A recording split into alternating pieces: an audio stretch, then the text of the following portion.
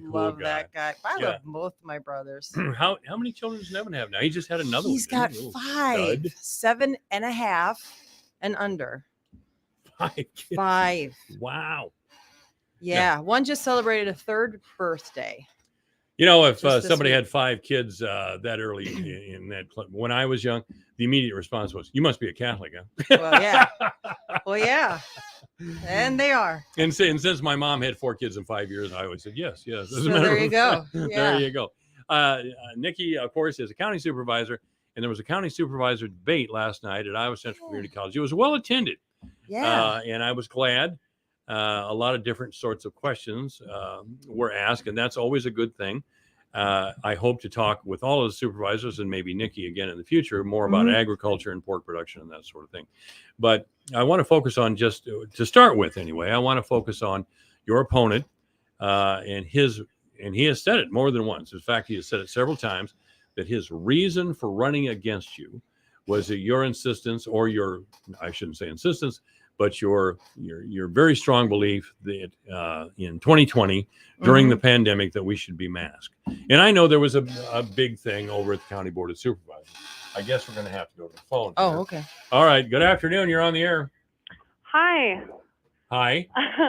I was calling, so I had a question last night at the forum that didn't get asked. Can you hear this, Nikki? I can't hear All right. well. Let's try this. Okay. You have a question last night at the forum that you couldn't ask and you'd like to ask now? Yes. Okay.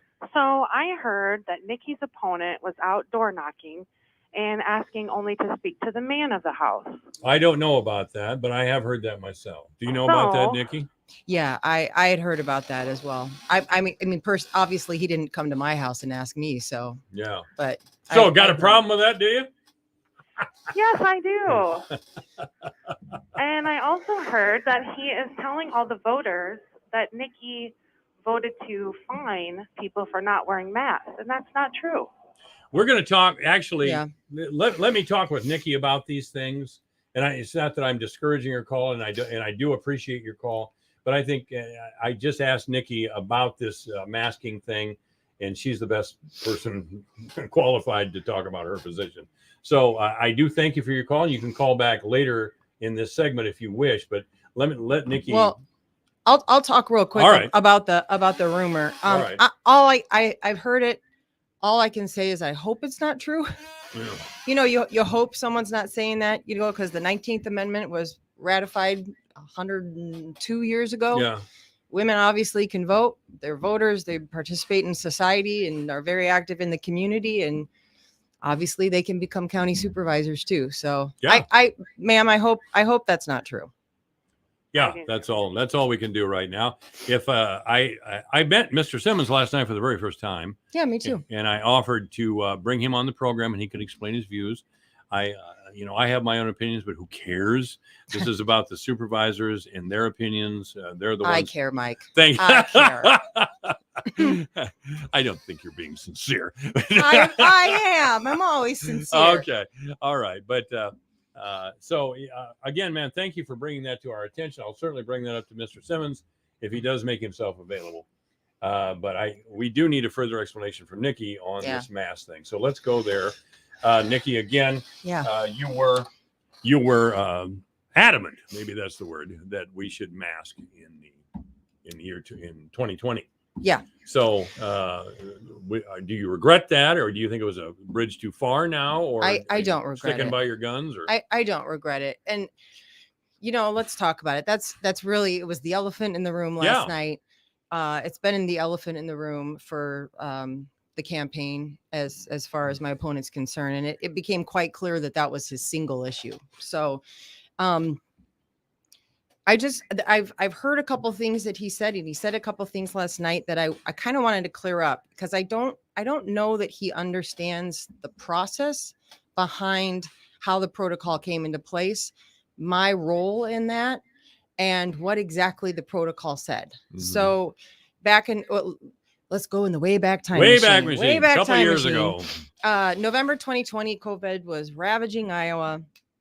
Here in Webster County, I think it was early November, we spiked at having 130, 135, somewhere around there, new cases per day.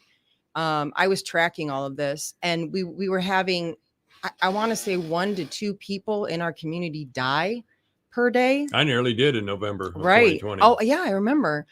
Yes, you did. I do remember. You saved that. me a couple of times. And I made sure you could vote. Thank you very much. Yeah. Well, you brought food over. You checked on me. I Yeah. appreciate it. Those aren't things I'll forget. But go ahead. Thanks.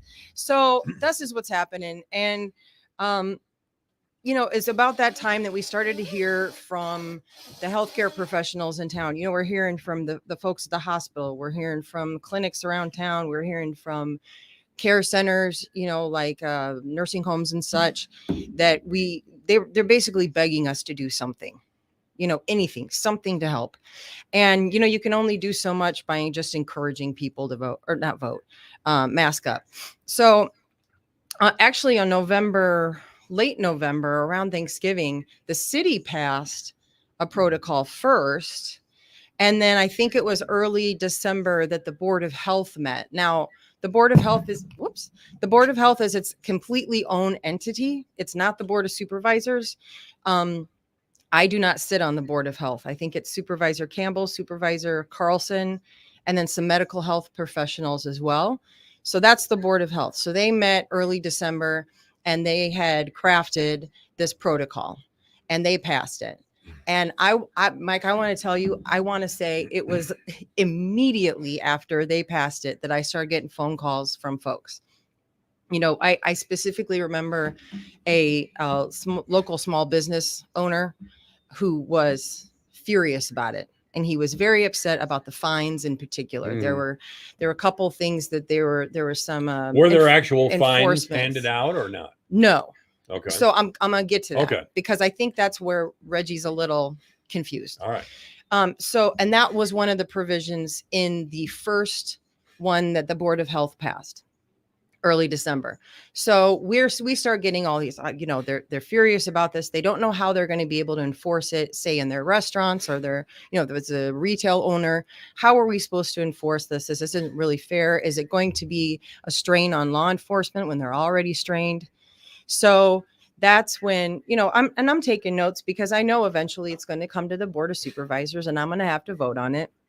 But what happened was, instead of passing, so the Board of Health would vote on something, they pass it to us, the Board of Supervisors, and then we vote, and then that's the final deal, right? Right. Instead of passing it to us, because the folks on the Board of Health were getting calls as well, they said, you know what? Maybe we should rethink this. These folks have a lot of really good points. And so they went back to the drawing board and they voted, I think it was like a couple days or a week, or I don't know how long it was later, to suspend the enforcement provisions. Okay. So basically they took the fines out of it. Mm-hmm. They said, don't worry about it. So they passed that. They brought that to us.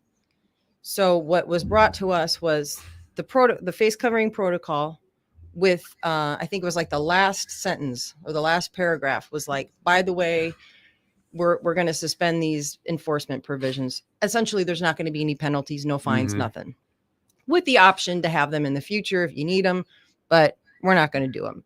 So the protocol that came to us essentially had no teeth to it. It was a strong recommendation. Please, please, please, for the love of everything holy, please mask and please keep our community healthy.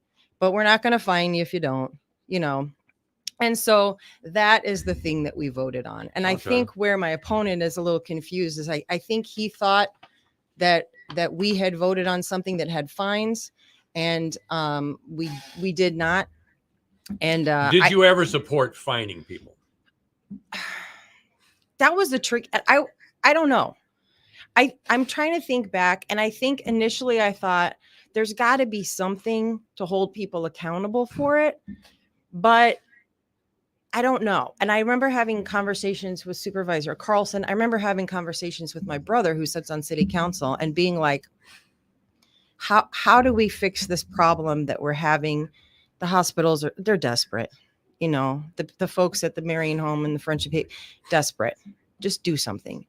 And I'm not really sure, to be honest. And really, like most everything, especially big decisions like this and more controversial decisions, what I try to do is I go to as many experts as possible because I'm not a healthcare expert. That's I'm right. not a law enforcement expert, you know. So I talk to folks at other counties. I talk to as many medical professionals as I could. I talked to law enforcement folks, and I really was like, okay, is this the right thing to do? Because I want to be able to make this vote with confidence. Mm-hmm. And I did, and I decided to vote yes along with two of my fellow supervisors, and it passed. Okay. So I don't regret doing it. If you notice, if you go to the charts around that time, there was a very severe spike when the city passed its protocol, and then the county followed about a month later. There was a significant decline in the number of cases and the number of deaths. So I think we did some good. What actually was passed? I mean, what the bill that you voted for, or the ordinance rather? Mm-hmm. What did that look like when you got it all hashed out? It was. I have it. Okay, well, take your time. Take your time. All right, I have it here. You're a St. Edmunds girl, but I'm not a nun, so I won't wrap your knuckles. We didn't do that when I was around. Oh, I suppose. Okay. No. The first part is authority, applicability, definitions, general regulations. Must wear a face covering when inside any indoor public setting. There's some businesses, personal exceptions of kids younger than 3 years old, anybody with a medical condition, obviously anyone who's unconscious or incapacitated, athletes participating, anyone who's been told by a medical professional not to wear them, anybody actively engaged in public safety, so that, law enforcement, firefighters, etc. Anyone participating in religious or spiritual gatherings, schools had their own guidelines. Okay. And let's see, daycare providers, and then situational exemptions. So like if you're traveling in your car, Right. you don't have to do one, Did you ever propose that masks be required outside?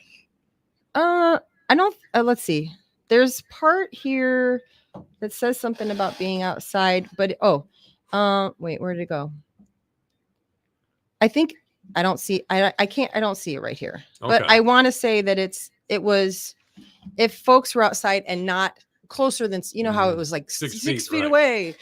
If you had to be closer than 6 feet away, that would be the case where you'd have to put on a mask. I will say I was in the hospital in November. I know. Of 2020, and I was very sick, and the nurses would tell me, we're overwhelmed. We don't have, people keep coming and coming and coming. Yeah. We don't have the rooms. As a matter of fact, I was barking to get out, and the nurses were trying to tell the doctors to keep me because I was still too sick. Actually, the nurses were right. I have a hard time imagining that you were being stubborn. Oh God, I was around, of course. Anyway, the doctor said if he wants to go home, we got plenty of people that need this room. Oh, well, and if he thinks he can take care of himself at home.